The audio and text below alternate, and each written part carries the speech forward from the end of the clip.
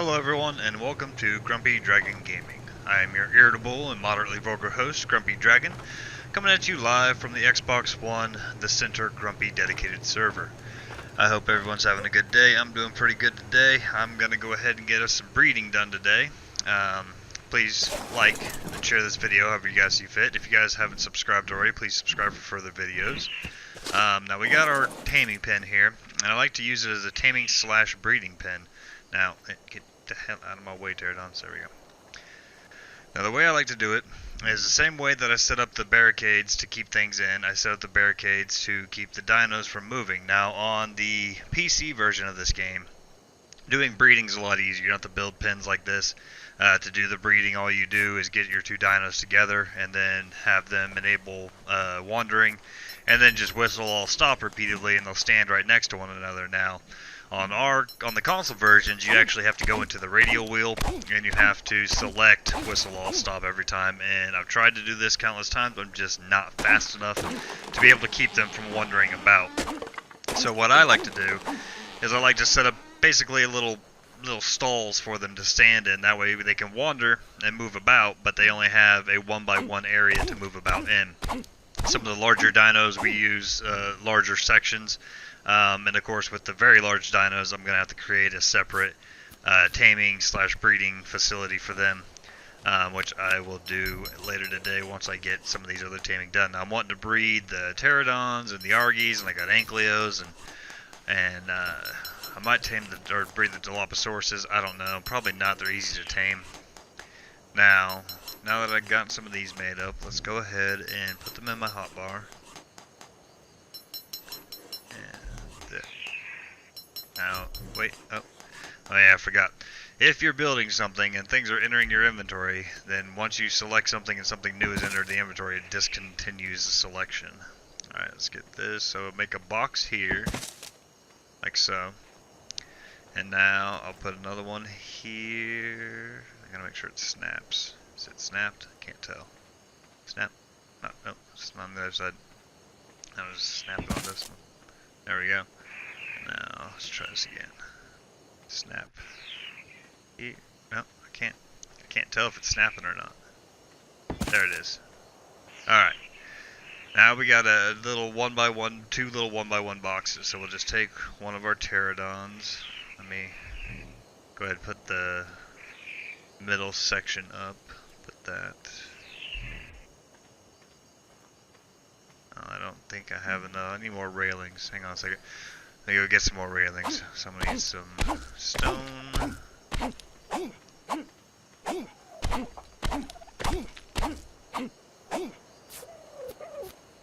am I missing?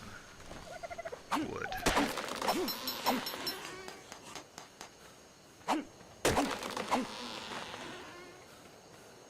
Alright, let's see. Now, I can put, let me go ahead and just start the next section. I like to just put a big grid in here. Get out of my way. Oh, crap. I'm too heavy. Well, let me see. Go ahead and put the wall up, I think. That'll light me up a little bit. And there in the middle. Then I got all this fertilizer on. I took it all off my dung beetles. They've been processing like crazy. Those are the greatest things in the world. I need to fill up all my turret plants. That's why I had all this on me. That was the other thing I was doing today, was filling up the rest of my turret plants. So I'm going to go ahead and come over here and fill them up. And while I'm doing this, I'll go ahead and explain to you the way the breeding stuff works. Now, when you breed your dinosaurs, they're going to gain, it's kind of a random number generator when it comes to this, because you can get better, you can get worse, you can get about the same. It really varies. Every dino, when you tame them, have two primary stats that they have that are better than all the other stats. These are considered the one base stats that they pass on to their children. Now, the objective to get better dinosaurs is to get two separate dinosaurs, a male and a female, that have different primary stats.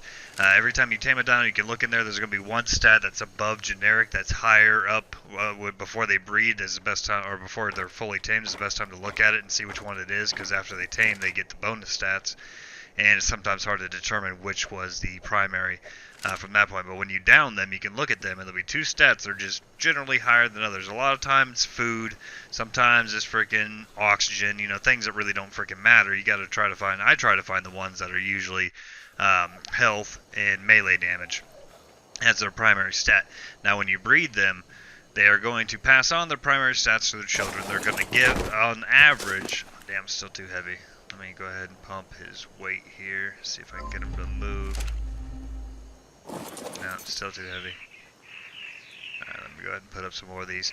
Now, when you breed them, they're going to get the primary level from their parents.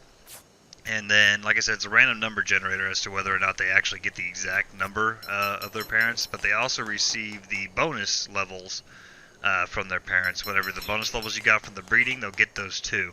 So sometimes you're able to actually create higher level dinosaurs than their parents at birth. But of course this does vary. I mean, I've bred tons of dinosaurs in this game. There's been times where the breeding gives you higher stats than the parents and better stats than the parents, and there's times where they end up being less powerful than the parents and lower. It really just varies. And then you just have to wait for their breeding cooldown timer to play through. And then I guess I'll just put this guy here. And then you can breed them again. Now, like I said, I like to put them in these slots. Let's go ahead and put him here. Let me get another. Let's go and put these in the slot here now. Let's see. Got to put one here. Oh, let me turn him. His wings in the way. That should be good. Should be able to put up there now. No. There. No. No. Okay. Alright, let's move you out of the way, bud. Let's move you back over here. Oh, and now I'm stuck in a big jumble of fucking dinosaurs. There we go. Oh, let me go ahead and pump his weight. Seems like he can't carry me either. And a couple points of melee, and one more weight. There we go. And I'm still freaking stuck. There. Alright, let me go ahead and put this wall up. There. Alright, now I'll put one of the dinosaurs, one of the pterodons in the first slot. Like so. Hop off him. I'll put the back wall up. There we go. And now I get my other pterodon. Stick them in the second slot. Oh, or I'll go slow motion. Still a little heavy. Now recently, and of course like I said, this video is, all these videos are videos that have been recorded previously, so there's new stuff that they've added into the game as of now that do not apply to my dinosaurs in this game, because like I said, these are pre-recordings that I'm just voicing over, so therefore a lot of things have happened that I don't get to do. They do now have genetic family mutations and random mutations, so different random things can happen now that typically don't happen all the time. Now we just go ahead and enable wandering. Enable, well, there we go. Enable wonders. There it is. Enable wandering. Okay. Now, I gotta sit here and wait. Now, like I said before, you see how they just wander around. On the PC version, they just whistle all stop and they just sit there. So they'll just sit perfectly still and you don't have to worry about it. But on our server, on a console server, you have to actually go to the radio wheel and whistle all stop, which is a huge pain in the ass. And it does not really work. Now you have to let them sit there and breed. They have a breeding meter on the female that'll show you how long before they end up giving you a fertilized egg. And you can tell the difference between the fertilized egg and the non-fertilized egg by the it'll glow red, kind of like the alphas do. How the alphas have that red glow around them. The fertilized egg will have a red glow around it. See, there's the meter. It's about halfway now. And I like to do this little kind of taming breeding mechanism for all my dinosaurs. I'm eventually going to go all the way around this here, and I would just put the same kind of deal, just a freaking fence foundation on the ground, and then I'll put different fences up in order to breed them individually in their own little containers. And then for the ones that can fly, I just fly them out of it. For the ones that walk, I just break down a wall and then replace it because it's not that big of a deal. Alright, this guy's about 3/4 of the way through the breeding mechanic. Now, once they're done breeding, they do have a cooldown. All dinos have a different level of cooldown. You can breed the same male with multiple females, but every female that you breed on top of the first female will make that female's time to breed again mechanic will be even longer. Like usually I think it's about 24 hours for the first one. After the second one, I think it goes up to about like 30 hours or 36 hours, and then so on and so forth. It just adds more. Okay, there we go. They just went ahead and finished. Let me go ahead and disable wandering if I can. Screw it. Where's the egg? Oh, there we go. Stop it. Where's disable? There it is. See if I can get the eggs. Yeah, it has the glow around it. That's a fertilized egg. Alright, go ahead and park this one up top. I'm going to go ahead and get the other one bred up too. And once I get them both bred up and moved out of the way, I will bring you guys back.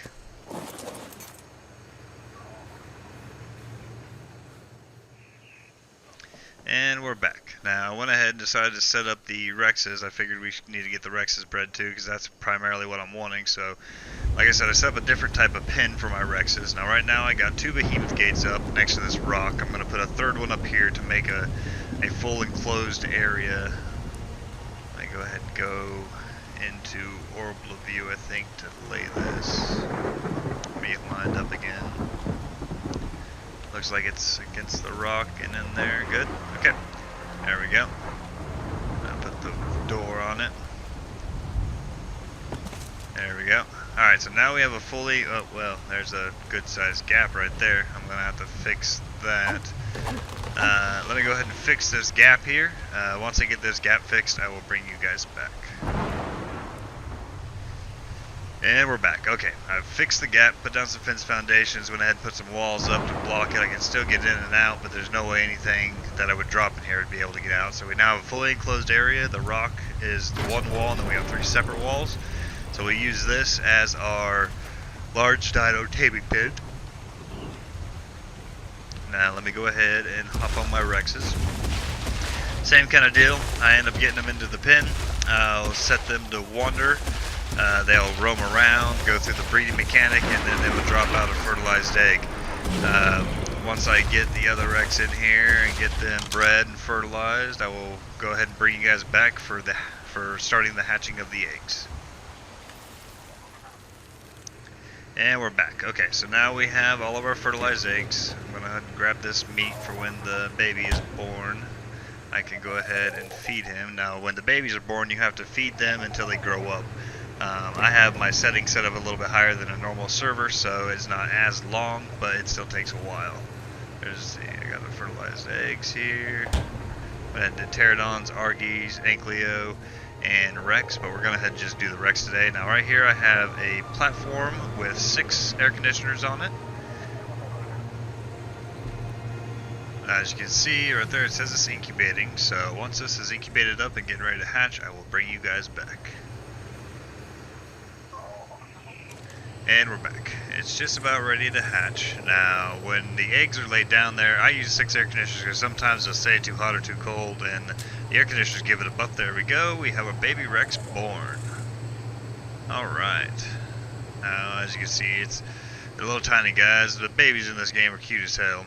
And on the official servers, it's kind of a huge pain in the ass to do breeding because they take forever to be born and to grow up.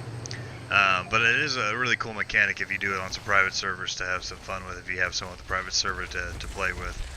Now, I went ahead and disabled wandering there. As you can see, all dinos, when they are born, when you implement it on them first, for some odd reason they are wandering, you have to disable the wandering. I am not sure why they do that, but they do. Now, when the baby's grown up, you see it has a maturation progress at the bottom there. That line, the bar has to fill all the way up for them to grow up. Now they gain weight as they're going through. Let me go ahead and see, it's got a timer on how long before it can breed again. Now I'm gonna go ahead and get this guy to follow me again. I'm gonna get this guy to grow up. Next video, I'm definitely going to be doing the argies and the ankylos. I'd like to thank you guys for joining me today. In our next video, we will breed up or hatch up the rest of those eggs, and I'll explain more about the hatching mechanics. thanks for joining me today. I appreciate you guys coming and hanging out with me and watching me set up my breeding stuff. I will see you guys next time.